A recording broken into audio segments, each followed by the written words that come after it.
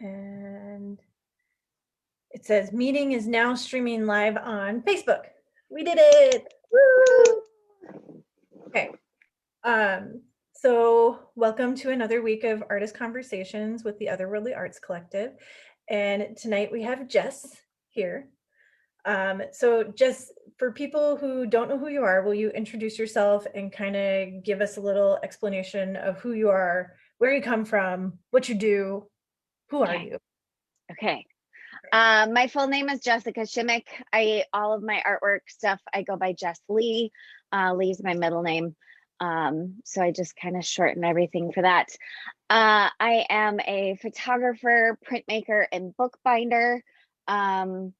I have been in Minneapolis and the very closely surrounding suburbs my entire life. Besides being a visual artist, my day job is working as a studio tech, basically at Anoka Ramsey Community College in the visual arts department, and trying to keep everybody safe and happy there. Yeah, that's me. So you brought with your introduction, I just thought of something that I've never asked an artist before in one of these. So surprise, you're gonna get it. Yes. We have our real names, and then a lot of the time we use aliases. And I guess I've never really thought of how it's such a natural thing that we do that. Was there a reason why you chose your artist name rather than using your whole name? Yeah, there's a couple reasons. First of all, I go by Jes most of the time, and I spell it with just one S because somebody pointed out when I was very young that when you put my name and my mom and dad's names, lined them up, I was the only one with a super long name. My mom and dad's names only have 3 letters, so I had to make mine have 3 letters. So that's how I came up with the Jes with only one S. When I started doing artwork, I was also in the process of getting married, and it was kind of this weird identity thing of, because I took his last name, so it was changing my last name and changing that identity. And I sort of had this realization that my middle name was me, and it wasn't really connected to anybody else but me. And so I started using that for my artwork because it's just me then. So yeah. Yeah, I think one of the big things that I kept my last name was because of that, is that I was selling artwork at that time. I was like, this is going to confuse people if I change my name. And that was in the very beginnings of the dawning of social media, it wouldn't be so easy to do that. And I was like, I'm going to lose money if I change my name. Right. Yeah. People don't think of looking for you differently. And so now I've been going by Jes Lee since pretty much the beginning, since I graduated college. And, now that's just kind of my thing. So yeah.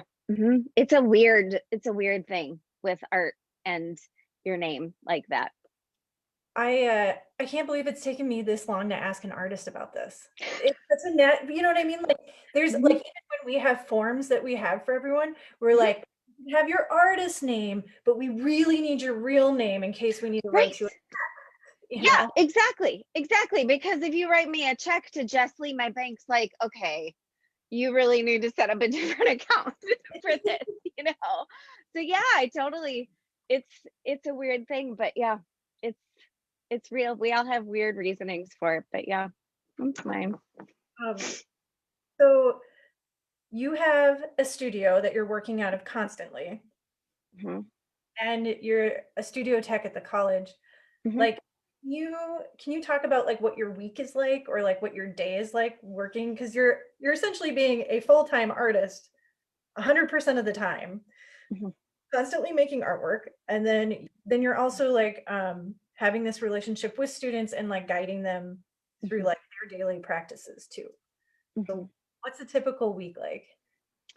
A typical week, and this has changed a lot with the pandemic because my work schedule changed a lot. But previously, I was working evenings and Saturdays at the college. And so I would kind of set this schedule for myself of Tuesday, Wednesday, Thursday, I didn't start work until 2 p.m. And so I would go to yoga class in the morning. I would go to my studio.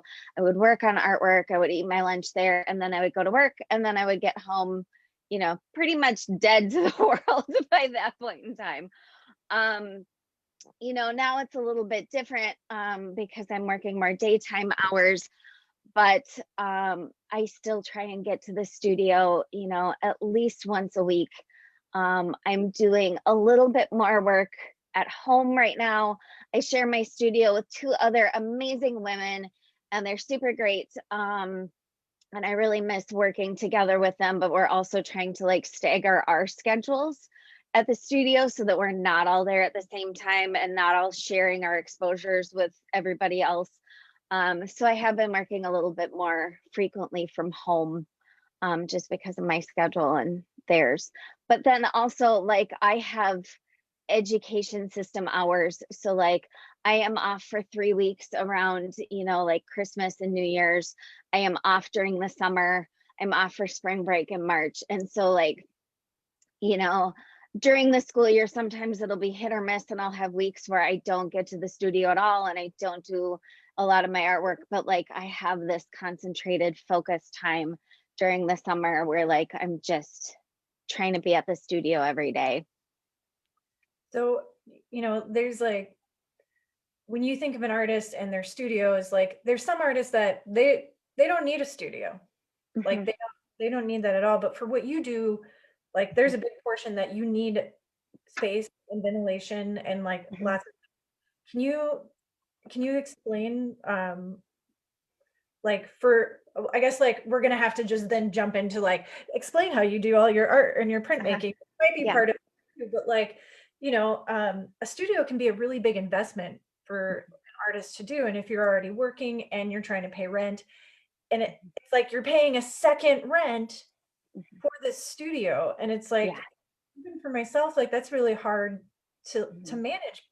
And there's pluses and minuses to that. So like, can you talk about like why you need a studio Mhm. for your artwork and some of those pluses and minuses that you get? Yeah, sure. So my studio space right now allows me to have an etching press, which I don't exactly have room for at home. One of the processes that I do with my photography includes making photogravure plates, which I need, a pretty large etching press for that needs space because the bed of an etching press moves, side to side as you are using it. So not only do you need the size of the press bed, but you need space on the side of it.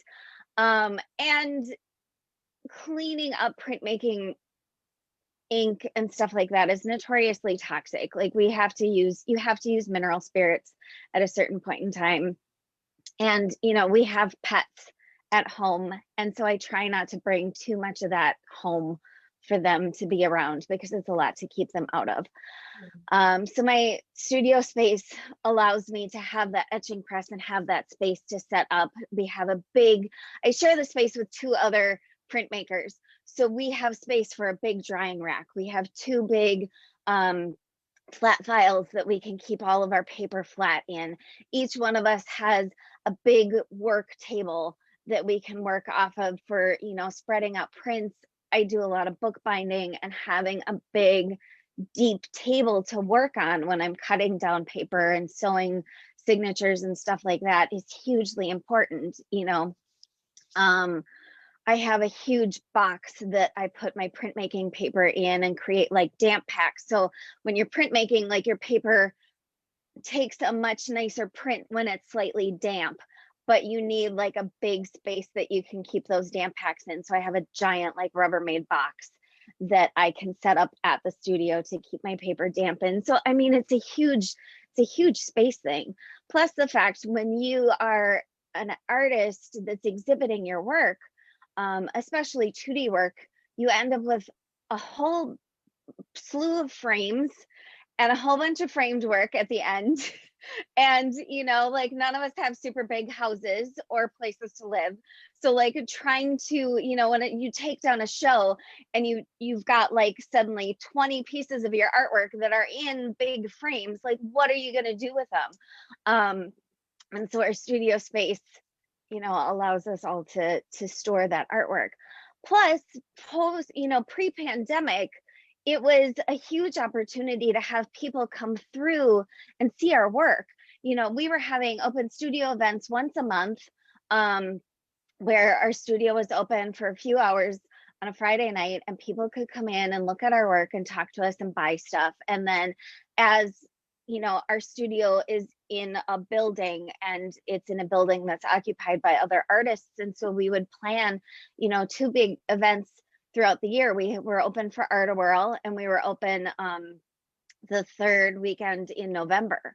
And so then we would have hundreds of people come through, and that's a huge opportunity to sell your work. I mean, we've all gotten used to like having our work online and having online shops, and that's great, but like there's something to be said about people being able to come and like look through your prints and find something that they want to take home. And so having that public space like that allows somebody to walk through and buy work from you helps kind of offset the cost of studio rent and stuff, because yeah, it's not cheap. And I know a lot of artists that have not been able to keep up their studio space over the pandemic because we can't have any public events. I know there are some buildings that are having public events, but it's kind of weird because the space is also yours and it's yours to work in, and suddenly having the public come through is kind of a weird thing. So That's with all of the event things right now. I think everyone yeah, in the arts community is kind of like a little taken aback, where you're like, I guess when it comes to it, we're the point of contact. It makes me nervous because like I know very well that there's many artists that don't have health insurance. yes. What are they, like what, like out of anybody, it's like I don't think anyone wants us to be the super spreader event. You know what I mean? Right. Yeah. Yeah, exactly. Exactly. So it's been hard. It's been a lot of, justifying still having that space, even though we're not having public events to help make up that money. And even though I'm not getting over there as often, like, every time I do go, I'm like, oh yeah, I have a ton of stuff here and I don't want to move this home to my house. So that kind of helps like balance it out. But also like I'm really lucky because we've budgeted in the rent for my studio, and that's partly why I have a day job. Like honestly, that's why I'm not, unemployed and working as an artist full time. Like I have a day job to help fund this and help fund materials that I need. So it's a balancing act. Would I like to be an artist full time? Yeah, totally. But there's a lot of stuff that I can do now that I couldn't afford if I was doing that for a Right. while. So, yeah. So you work with college age college age students, right? Mhm. Uh, are you allowed to talk about like working in a school? Because the only reason I ask is because sometimes I remember like artists, like we all end up kind of being natural teachers in some way. Mhm. Like Mhm. I'm a believer that like, art grows when you have other people to like work with on it. Mhm. And, Mhm. as well, like that's a very generalized statement, personalities are very different, Mhm. time frames are very different. But Mhm. can you talk about Yeah. Yeah, I can talk about work. So I work at Anoka Ramsey Community College. We are essentially a 2-year college, but we are special in the fact that we have a 2-year Associate of Fine Arts degree that we offer. We are the only college in Minnesota that has a glass blowing studio. Um, or we are the only community college, I think, in the US that has a glass blowing studio. There's other 4-year colleges that have it, but not community colleges. We have the art department has its own building. We don't share a building with the main campus. We're connected by a skyway. So what we have to offer up and coming artists is amazing. We have an amazing crew of faculty. So my job in particular, I am a paid staff member. So I don't teach, but I help keep, I do all the supply ordering. I We have to have a staff member there on campus at all times that the studios are open to make sure that everything is running properly, everybody's being safe. There's a lot of liability that goes with having a glass blowing studio, and we have, an awesome like 3D sculpture program where we do bronze pours and stuff like that. So we have a lot of stuff that we have to make sure that the students are trained to use. We have a huge black and white darkroom, and that's kind of my specialty because I do photography and I work in the darkroom. So that's kind of my focus when I'm at work. But it's great, and I get to help, at times tutor students and mentor them and help them with, different.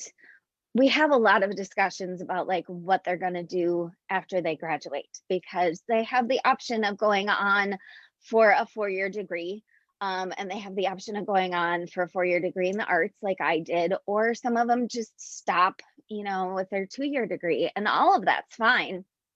So we have a lot of discussions about, what do you do? What did you do after you graduated? Having a studio, the business aspects of art. Like, nobody teaches you when you start selling your art that you have to pay sales tax.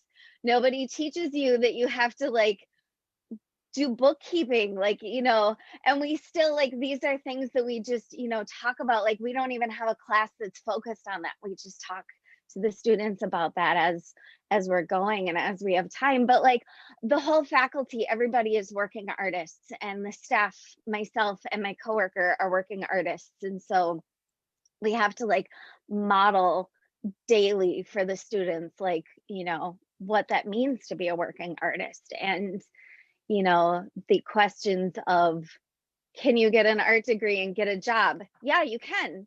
You can, and you can survive, and you can make a living after art school. It's not this like, throwaway degree. It's really important. So, yeah. That's I did a panel at Convergence, and we were talking about artist opportunities on this panel. And probably the biggest question that came up is like the business aspect of being an artist. And like, well, how do you do this? And it's like, well, I can't answer all your business questions in like 30 seconds. I'm so sorry. Right. But, like, they're like, well, how do you do your taxes? And I was like, well, that's also very personal. And like, I can't tell you how to do your taxes. I think that's illegal. Like, you make your choices of like, what you're doing. Mhm. And it's hard. Like, the more and more we have these artist conversations with everyone, I'm really trying to drill into the fact that like being an artist is owning your own business. And Yeah. there's business aspects in there that like, you know, you have to have product. You have to like market yourself. You have to be your own bookkeeper. Mhm. There's so many different avenues that like, you know, and the other thing is like, what is success and failure to you? Like there's things that like you can be an artist and hang out in your house and do your artwork and work on your portfolio. And every day that you work in that sketchbook and you're having progress of what you believe is progress, Mhm. that's success. Mhm. You could never sell anything if you didn't want to. And Mhm. they're choices that you make. But how would you know that unless you talk to other artists? Yep. There, I don't Yep. know. Yeah. We are really lucky living where we do and having Springboard for the Arts around and NEMA around, because both places offer so many free workshops on the business basics. And I feel like a good portion of my job is literally like spoon feeding those websites to art students, being like, look at this. Here's this free workshop. It's online. Just watch this workshop video for, take an hour of your time and you will learn so much, because they talk so much about the business aspect of stuff that nobody else teaches, because it is, you really need somebody who is a tax expert to teach that, and a lot of us are kind of just flying by as best we can. But yeah, so I send them to Springboard a lot and NEMA. Both of those places are so great. We have great nonprofits around here for helping out with that. And what's going to be hard is that, as the pandemic starts lifting, like we're never going to go, I know everyone's like, when we go back to normal, but the reality is that you can't ever go totally backwards. We have what we have with the knowledge that we have, and now we have to go forwards. Yep. So what does that mean? Maybe at art events, it could be as small as there's going to be a lot more hand sanitizer around. Right. Mhm. But in the other regard, it's, I think that unfortunately, like it is with the restaurants that are existing, there's a lot of like smaller art organizations that are not going to survive. Yeah. Mhm. And when we do start getting back into some of them, I think one of the things that I plan to try and underline with everyone is support one another. Yeah. Yep. These those other events, even if it's not your Yeah. thing, like Yeah. just like go give a very socially distanced high five to like the artist that's Yeah. working or the organizers that are there, or like, Mhm. you know, tip your bartender kind of thing. Like, Right. Yeah. And sharing this stuff on social media, like it's so hugely important when, another friend that's a creative, like post something on social media, like even if you don't have money to share with them, but sharing their post and broadening that audience for them, like those things become so important to helping, these small organizations survive and keeping them around because we have a really vibrant community around here and we want it to survive as much as possible. There will be changes, but just try and help as best we can.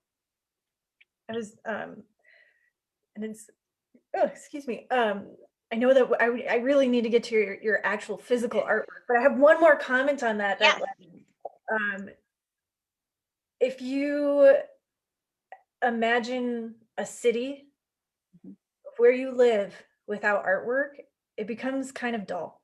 It's so sad. It's so sad. And Yeah. I was talking about, um, like AML. AML Mhm. one day, like that's not always going to be an artist community. It won't No. always be what it is. But what's Mhm. happening is such a smart idea. Like put the arts in first because they will grow that culture. And once Yeah. like it is that time for everyone to move out on that, well, now it's just a condominium, but like, they get to reap the benefits of everything that over the years it will grow, you know? Yeah. Mhm. If you don't have that, then, I don't know if anyone's ever read that book, The Giver, like everything ends up being black Yes. and white. So the more Mhm. culture you get exposed to, then you start seeing Yeah. colors, you know? Yes. So I realize that we don't support it the way that we should, but like my job when we start going through is that as hard as it's going to be, is just showing up for one another. Yeah. You know, Mhm. Yep. Just being there. Yeah. like Yeah. do Totally.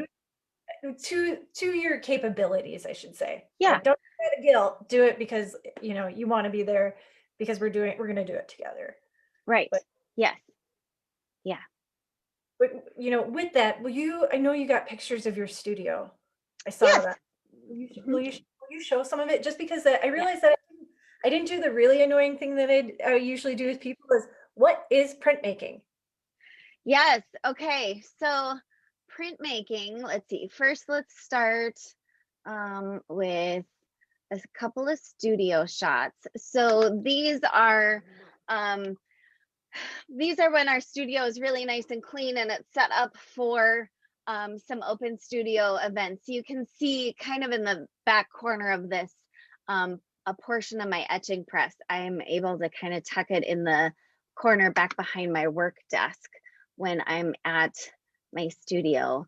Um, this is a little bit better shot. This is actually when I was awarded a very large solo exhibition at this gallery in Ames, Iowa, a few years ago, and the gallery space was large enough that I think I had like 26 images in this show.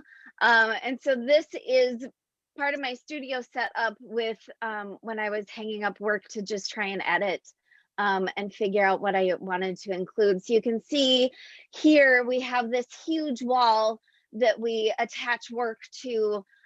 It's cement wall, so it's sort of a challenge. We have learned how to make really good use of those command Velcro strips. Those things are amazing. They are lifesavers. And so one of the things that we do with this wall is just, you know, use it to kind of put work up and edit. And you can see my etching press off to the side, and right in front is our inking table. So our studio is in the it's at the 2010 Hennepin building. And so our studio is actually an old science lab for General Mills. And the exact studio space we have was the science lab of Larry, the groundskeeper. And he just had like this personal science lab there. So we have all of these random like metal cabinets in our studio that were, you know, used for all of their science tools and stuff like that. And we have them full of all of our printmaking equipment and extra prints and, you know, packaging and stuff like that. But we have this awesome metal counter that we use for inking. So this is my little corner of the studio. You can see I have everything kind of on wheels so that I can rearrange as I need to and pull my etching press out. So this is a little bit better shot of my etching press. It was obviously we didn't have the studio open for company because it's a little bit messy. But you can see my etching press it's about 36 inches wide, or long the bed is, and so then it swings both directions as I'm working. So you have to pull that out and like be able to walk around it like all the way around? Yeah, you don't have to walk all the way around, but you need to be able to at least get to the two short ends of the table and the long end of the table with the crank on it. The table that I have my etching press on was actually, it was our kitchen table for a while.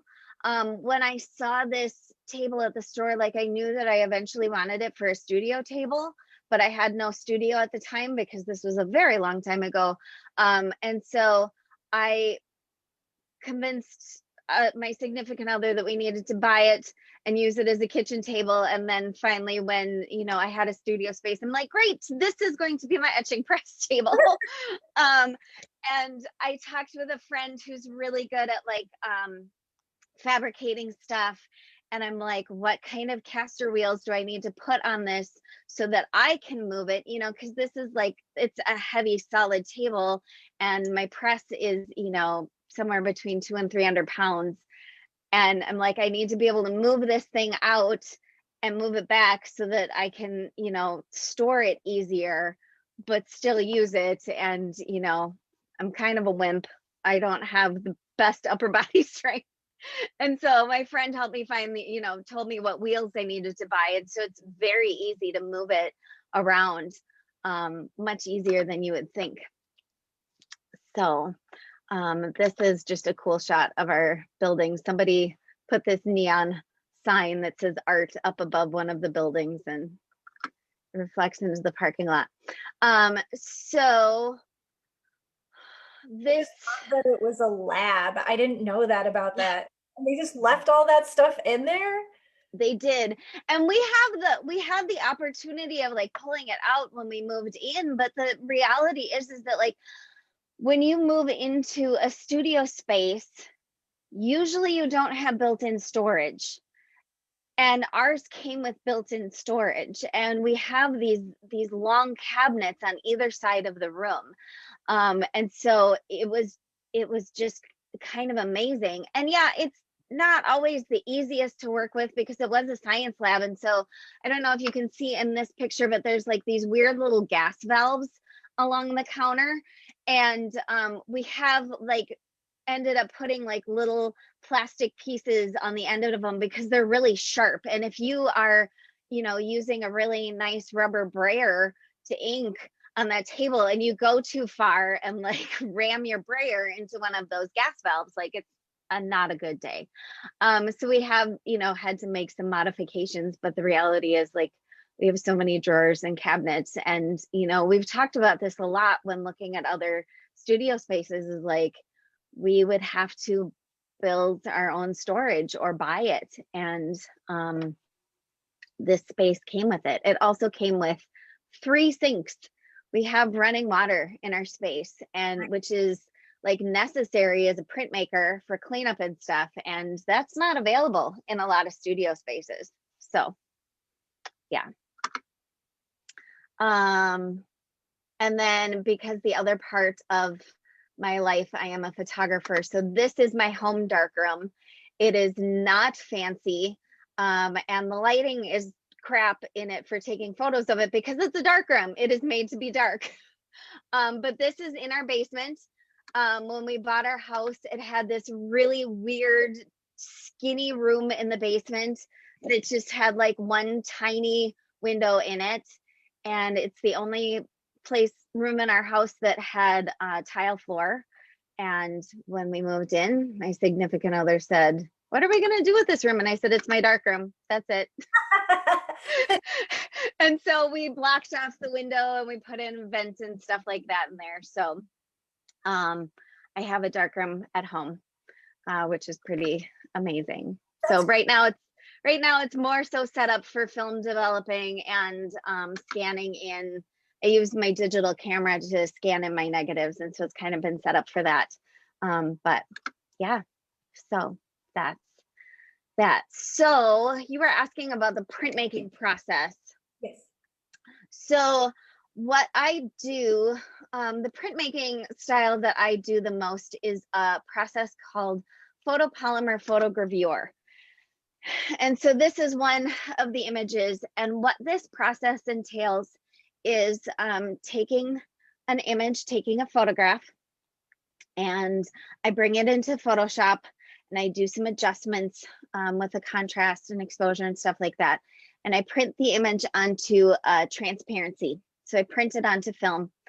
And then I take that piece of film and I have a tiny little, an exposure unit at my studio, which I don't unfortunately have a photo of, but it has UV light bulbs in it and a vacuum table. And so what I do is I take this transparency that I've printed off and I take a photopolymer plate, which is a hard plastic plate that's light sensitive. And I put the transparency on top of that and I put it on the vacuum table so the transparency is sucked right up to the plate. And I expose it under these UV lights. And then once it's done being exposed, it basically like etches the image into the plate. So the plate gets a texture of this image. And then I use that plate and I hand ink it. So you spread ink on and then you wipe it off very deliberately so that you're getting the texture of the image, but not any extra ink and not too little ink. And I take that plate over to my etching press and I take a piece of paper that's damp and I put the paper over the image and then I run it through the etching press. And so the etching press like squishes the paper and the plate together with a lot of pressure. And I make the print from that. So this is a very fussy process. And there aren't a ton of artists that do this process because of that. I used to be part of the artist co-op at Minnesota Center for Book Arts, and Paulette Myers-Rich taught a 6-week long class at Minnesota Center for Book Arts on this process, right as I was starting my job at Anoka Ramsey. And I absolutely fell in love with this process, and as fussy as it was.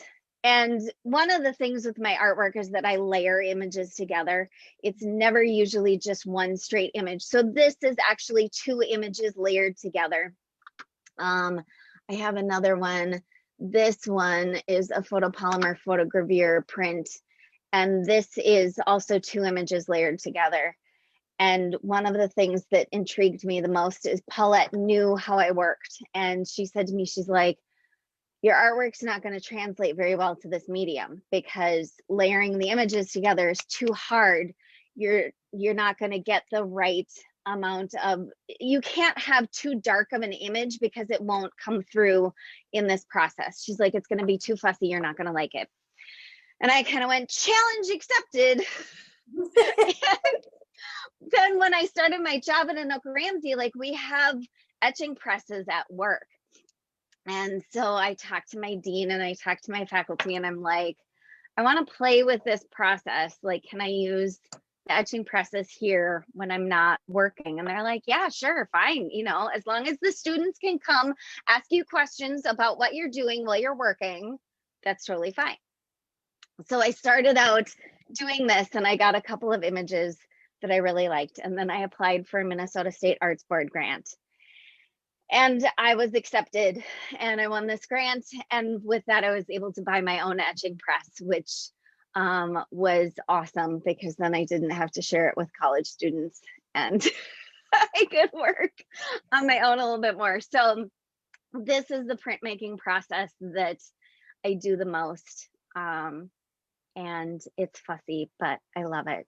And this got me the show in Ames, Iowa, where I made between 26 and 30 images. I've kind of blocked out some of the details because it was a lot of work and I did not have a lot of time.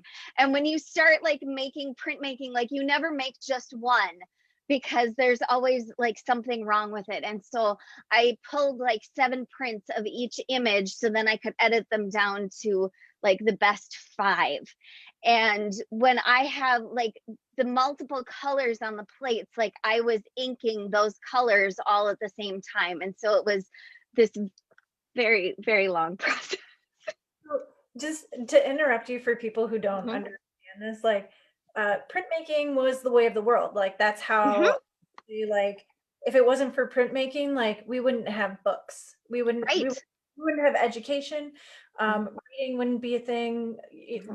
And it went to such an escalated level in so many different ways that photography first started coming out. Like this was a way that like you, I mean, all of it, like the history of printmaking is long and hard.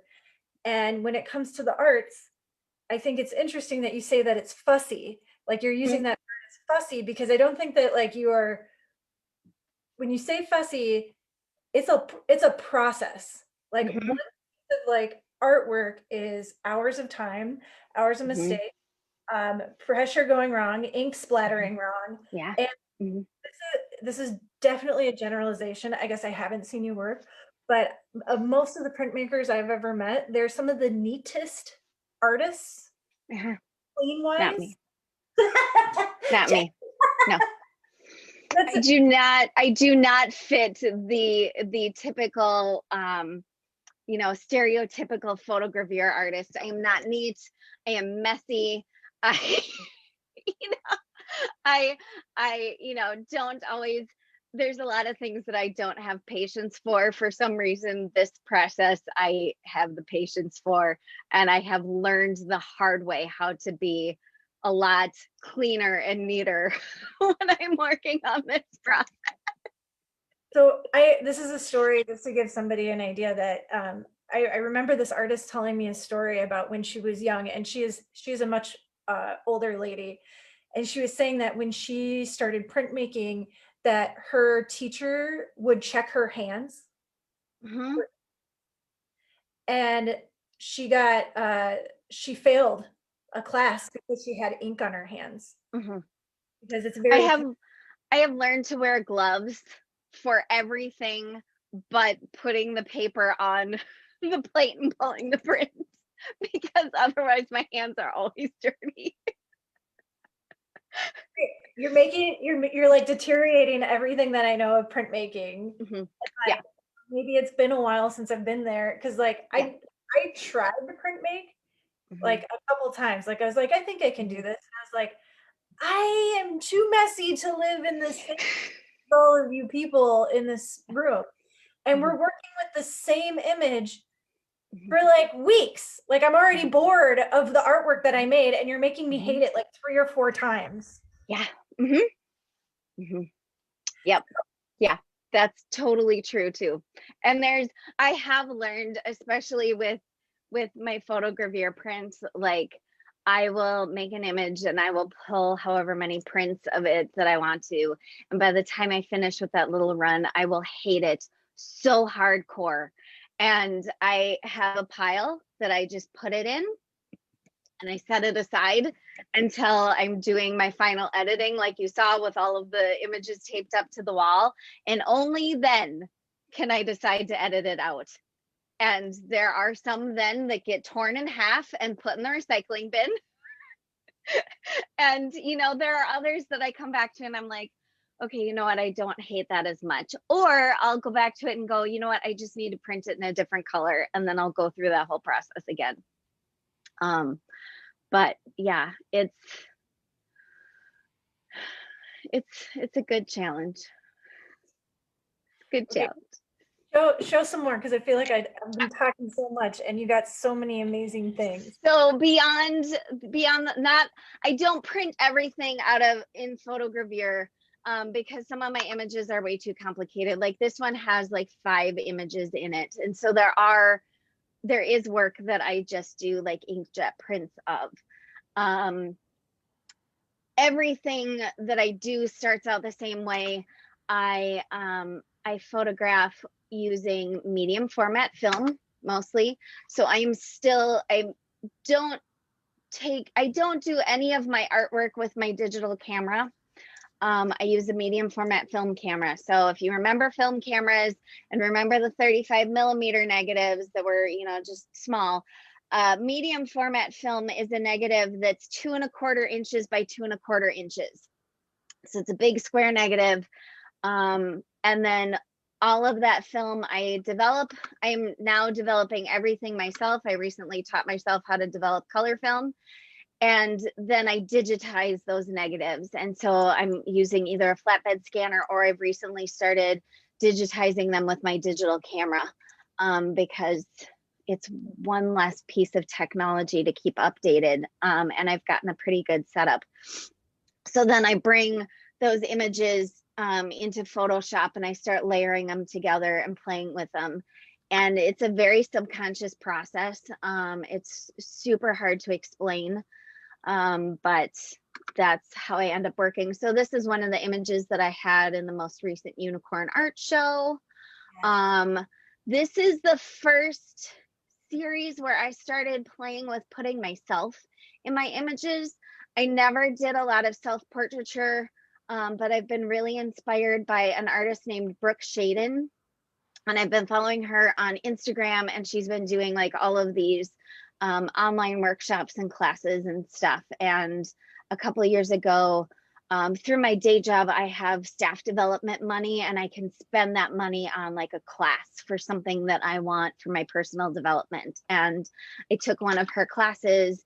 And so it started inspiring me to do a little bit more self-portraiture and putting myself into my collages. So then I found on Etsy, there's a collective that sells these patterns for these big masks that you can make out of like cardstock and fold them. And so I started playing with that specifically for the Unicorn Art Show.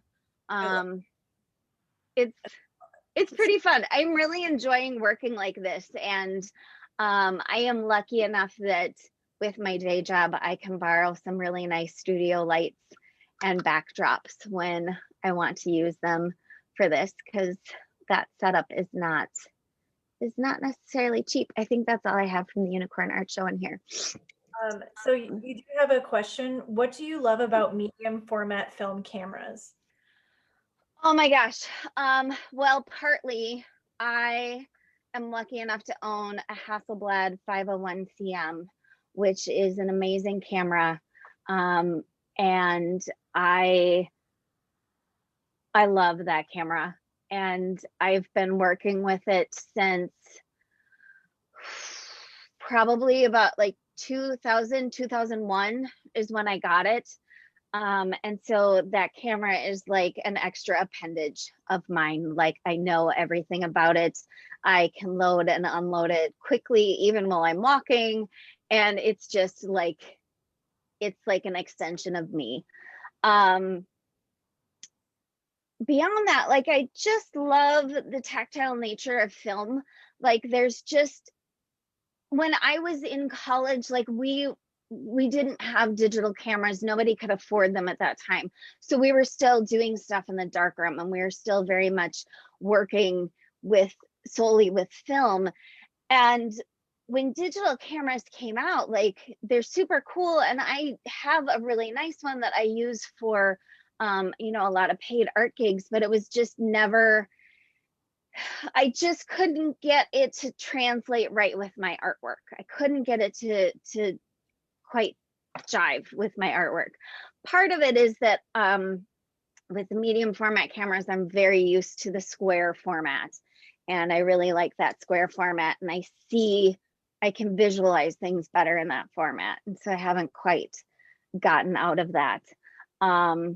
Also, even, as was proven with my printmaking process, like I love processes and I love developing my own film. And, there's something about, I don't think I am the neatest person, but I do think I am kind of a control freak. And so, with film, like I have control over the whole process. I have control over, taking the images and developing them and scanning them in. And then when stuff goes wrong, I have nobody to blame but myself. I have another question. Where do you get your 2.25 by 2.25 film?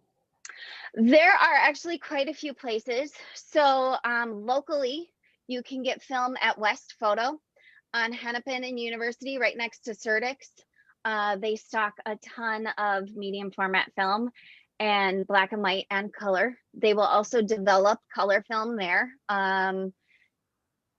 Usually like within a day, they'll have it done. So you can buy it there. There's also lots of places online, like, Freestyle Photo is a little bit smaller box store. They're based out of California. You can order film from there. The Film Photography Project, they have a podcast that's all about film photography and cameras and stuff that has a lot of information. And then they have a little store that supports their podcast, and they sell medium format film as well. So there's lots of places you can still get it. Nice. Okay. Yeah. Any more questions? Yeah, sorry everyone. I didn't hook up my second screen, so my phone didn't. Totally fine. So Jess will probably go and look through and answer on her own too. Yeah. Totally. So this next little set of images that I'll show, there was one point in time at towards the beginning to middle of 2018 that I was kind of hitting an artist block, and I just didn't have, nothing was exciting me. And I had just kind of come down off of these, this big show in Iowa, and, was kind of in that slump, that a lot of us hit after we do a big project and a big show, like, there's kind of this letdown. And so I was trying to decide what I wanted to work on. And I had always had this fear of hiking in the woods or the wilderness by myself. And I was certain that I would die if I did that. And so I was thinking about that one day, and I'm like, I just need to do this. And so let's create a little photo project around it. So I challenged myself to photograph Lake Superior from the same 4 locations every month. And I knew that I would be going by myself most of the time. And I took my camera with me. I had to shoot, my parameters were I had to shoot 1 roll of black and white film at each location. And I learned how to drive up there and back the same day and get through all of these 4 locations, and hiked by myself and ate my lunch in my car, and I didn't die. And at the end, And I didn't really know like what I was going to do with this project. I just knew that I was taking these images and I was just like stockpiling them. And one day, a good friend of mine who's also a photographer, Kate Vermeland, she's amazing. She teaches at Concordia University. She's awesome. And she went with me and she was talking to me and she's like, nobody else layers images like you do. She's like, I don't know what you're doing. I don't know what magic you're doing, but nobody layers images like you do. So what are you doing with these? And I'm like, I think maybe I'm layering them. And so I created this series. And so this picture up here is Brighton Beach, which is just north of Duluth. So if you're driving up the North Shore and you hit Duluth and you go just past Duluth into that North Shore scenic drive or whatever, like this is one of the first stops. And so this was one of my stops. And so this is 13 images of the same landscape layered together. I started in May of 2018 and I took my last images in May of 2019, and each is layered on top of each other. And so I like calling this like a portrait, a year-long portrait of a landscape. So I took pictures at Brighton Beach and Gooseberry Falls. So there's a year of Gooseberry Falls. This is like the middle falls. So like when you go hiking, you can choose like if you go to the upper falls or lower falls or like the middle ones. And this is the middle falls. And Tedeguche. And this one was interesting because where I was going, if you've ever hiked Tedeguche, there's a trail that you can take out to a place called Shovel Point. But if you don't go all the way to Shovel Point, there's like this little tiny trail that branches off to the right. And there's a bunch of stairs. Like there's so many stairs, but it puts you out right by the lake. And it was sort of a favorite spot. Like my parents took me there a lot when I was a little kid. And we would skip stones there because it's all, you know, rocky and stuff. And so that was the place that I chose to photograph. And there were like 2 or 3 months in the winter that I could not physically hike down to the spot that I had been photographing at because it was so covered with snow and ice. And even though like I had, you know, gotten this in my head that this was my way of proving that I could hike by myself and I could do this, I'm like, I am not that stupid.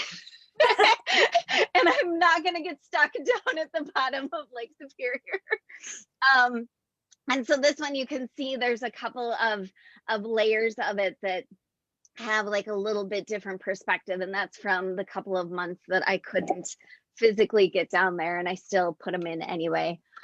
And then I have one of Canal Park, that little lighthouse that everybody likes to walk out to just by the lift bridge.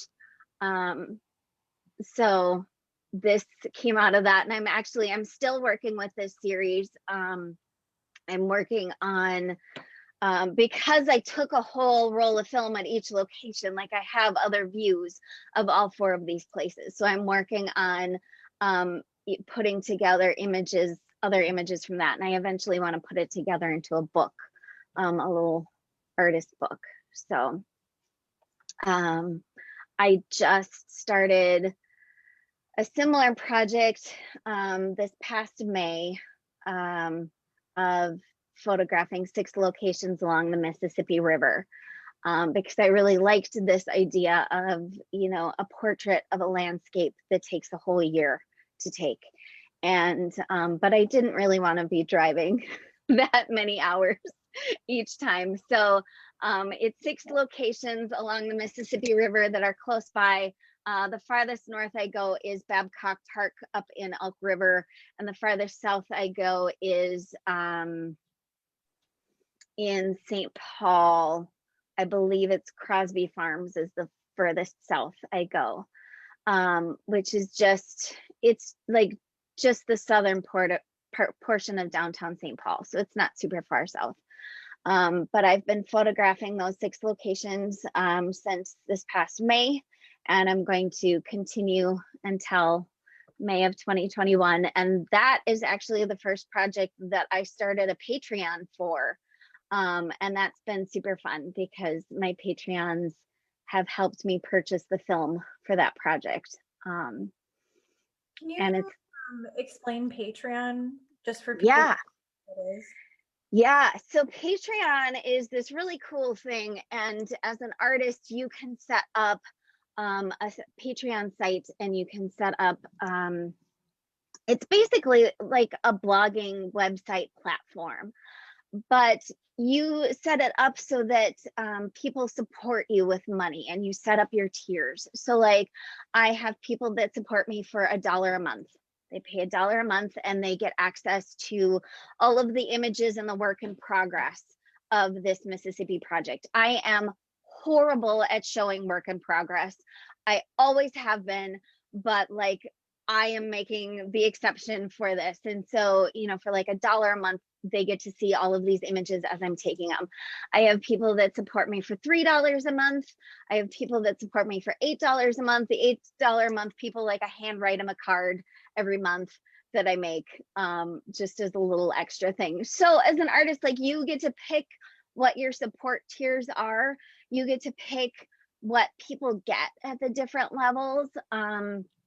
And people, you know, support you this way, and it's great. Like, as an artist, my Patreon supporters are helping me buy the film that I go through every month for this project, which is the biggest cost I have in this. You know, those are my materials right now, and they're totally helping support me do that, which is amazing. Like, I still can't believe that people are willing to do that, but they are. And it's super fun because, like, I don't share this project on social media as a work in progress. I just share it there. It's just a special thing for them, to see. And it's nice because, you know, when I write posts on there that are going to my supporters, like, I know it's people that actually care about what I'm doing and are very interested, and that helps a lot. You know, like, we share stuff on social media all the time, and, you know, there's so many people that just, you know, don't care, just keep scrolling, but like, you have this focused audience, and that's really cool. So yeah. Okay, let's see more artwork. Just we have like 3 minutes. That's awesome. So I'll show these quick too. When I say that I'm a book artist, like, I'm not publishing books, like, I'm hand making little editions of books. So this was a book that I made quite a few years ago now, when I was still in the artist co-op at Minnesota Center for Book Arts. This started from just a tiny project. I was interning at the Hennepin County Public Library in the book repair department, and every day I worked there 2 days a week, and I would walk across the Mississippi River at the Hennepin Avenue Bridge, and I would take a cell phone photo of the river every day. And I ended up turning it into a book, and this was hand bound. It's a binding by an artist by the name of Haiti Kale. She is just this genius at making these, like, hand woven bindings that don't actually use thread or glue. And then all of these hashtags I printed on a Vandercook press, which is a huge, like, that's the type of presses that they used to print newspapers and stuff like that on. Each color of text was a different run on the press. It was, again, like, a super crazy process. And then the pages, like, flipped open, and this was a map of where along the Mississippi River I was standing. So when I say that I'm a book artist, this is what I'm making. And then the covers were instant film photos. The Impossible Project came out with this instant film camera that you could take an instant film photo of an image on your cell phone. And so I did that with all of these images and made unique covers for each copy of this book. And I think I did, like, a crazy edition of like 25 of these, which, like, there were times that I never thought I was going to finish it. There were times that I thought my significant other would disown me. But yeah, so that's what I mean when I say that I'm a book artist. Is it's, you know, not just through blurb. There's nothing wrong with that. That's totally awesome too. But this is the kind of book art that I do. So yeah. This is going to be kind of like dating myself at least a little bit, Mhm, just because that of the way back in the day, I remember mhm, when I was first learning Photoshop, mhm, and I remember that there's a huge uproar from artists that were like, "That's cheating. mhm, That is taking away like what we've worked so hard to do." And you're mhm, like, you're jumping over like that skill level. Photoshop is cheating. mhm, And then um eventually like Photoshop is now a tool. It is a mhm, tool that people use in so many different ways, and so in all different types of manners, regardless if it's actually photography or not. It is what it is. And you have all different sorts of things. So you have an analog camera mhm, that is very technical, as well as a studio or mhm, a darkroom studio that is very technical with like chemistry that is involved. mhm, And then you also go all the way through digital to printmaking and then to your cell phone. mhm. But like, I don't know that that's a cell phone photo. Yeah. I mean, like, this is just another tool. Like, do you think Mhm. that like, do you create value, whether it is more printmaking and more technical things, like the more you add to it, it becomes like more valuable versus having that cell phone?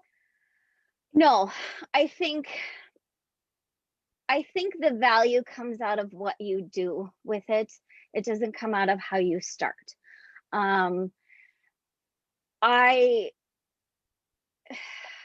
especially with the moments like where we have artist block and you just don't know what you're going to do next. Like sometimes there'll be little inklings of things that I will start like, okay, I'm going to take a cell phone photo of the river every day that I walk across it, and I'm taking a cell phone photo because that's what I have, and I can post it on Instagram, and it's like this little accountability. I didn't know when I started it that it was going to turn into a book project. I figured that out a week after I finished that internship and was kind of like, gee, now I have this extra time. What am I going to do with that? And then, I I took a seminar course with a book artist who was talking about, ideas and stuff like that. And he introduced me to Haiti Kale and introduced me to this book binding. And then I'm like, oh, hey, what if I put these images into this? So I don't think the value comes in what tools you use. It comes in what you do with it. And there's lots of projects that I start with, my Hasselblad and fancy film and all of that stuff that just end up being utter crap, and I never do anything with them. And then there's other projects where I start with my cell phone that I have no intention of doing anything with, and I end up making a very technical piece out of them. And so I think the value just comes in what you do with it, and we don't use everything that we create. A lot of these things start out just as like I don't sketch, but I take photos every day, and a lot of times I'll just challenge myself, like, take a photo every day, take a photo with your cell phone every day, do something with it. And sometimes it leads somewhere, sometimes it doesn't, and that's okay too. But yeah. Um, I think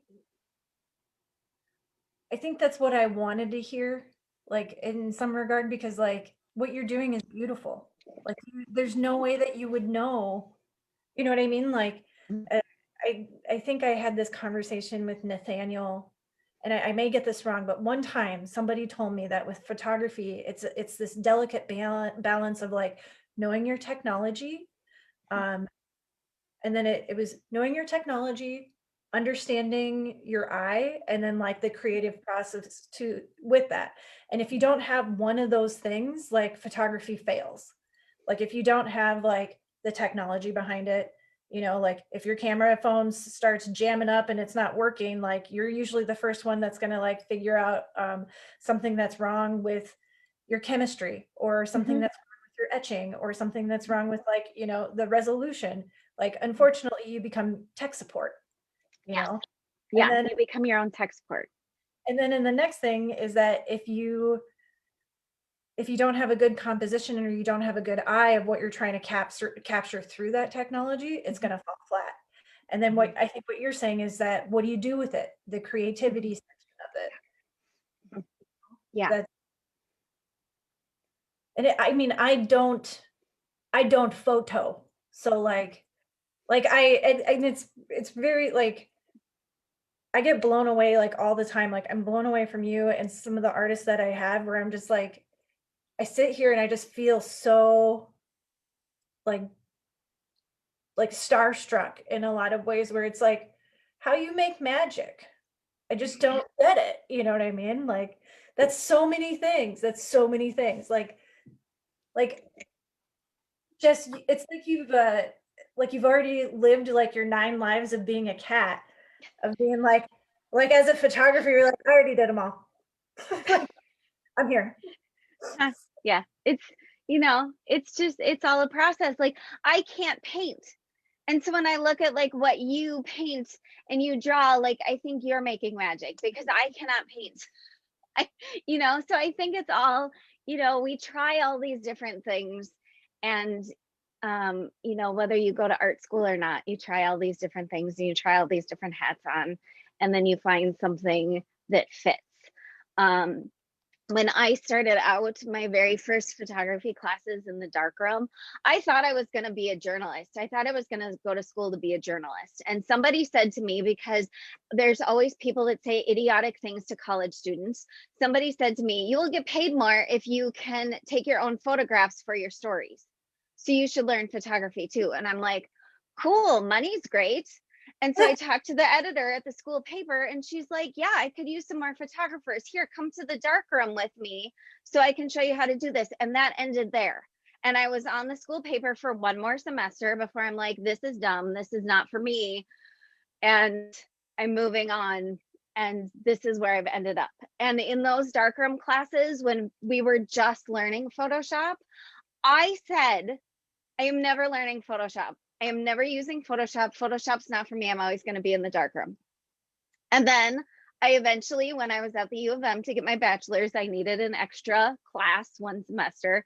And I'm like, well, okay, I'll take a Photoshop class because it will help me make better images of my artwork to submit, because we were just starting to not have slides at that time and being able to email applications in. And I'm like, well, this will help me with that.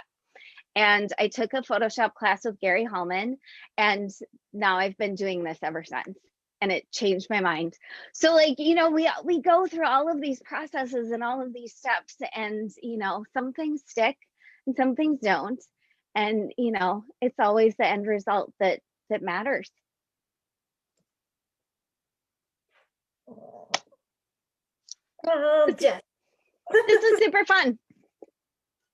I thank you so much for all of this. I know we went over a little bit. I'm sorry that we went over, but it's also like I was like, oh my God, like it's so easy to just talk and talk and talk and Yeah. talk. Hmm. Uh, Totally.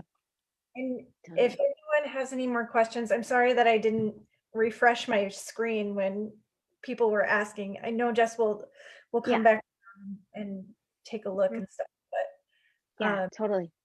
and if people want to contact you away from here, what's the easiest way for like other humans to come and talk to you? Like your website or My website's a great place to start.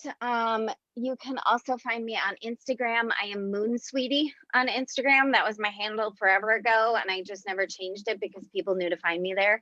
So you can find me there. And I usually check my messages pretty regularly on there. I did, in the Facebook event, put a link up to that and a link to my Flickr page, which I still try and keep up with a lot of film photography stuff, and my website. So you can find me any of those places. okay. Thank you. Thank you. This was super fun. Bye, everyone. Bye. See you guys later. See ya.